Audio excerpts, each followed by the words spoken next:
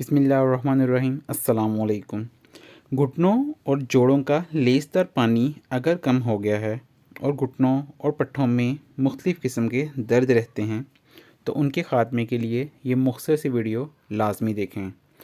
सबसे पहले बात कर लेते हैं कि नशिया की ज़रूरत है।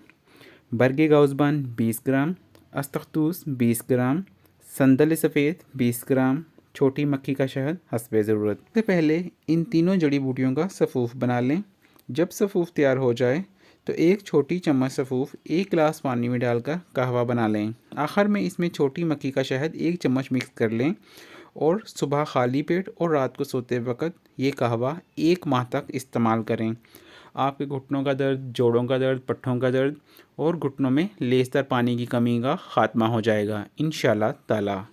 इस मुख्तसर मगर आसान से नुस्खे को नज़रअंदाज हरगिज़ न कीजिएगा। ये बहुत ही काम की चीज़ है। जो भी आपके दोस्त या अहबाब घुटनों के दर्द में मुब्तला हैं उनसे शेयर ज़रूर करें।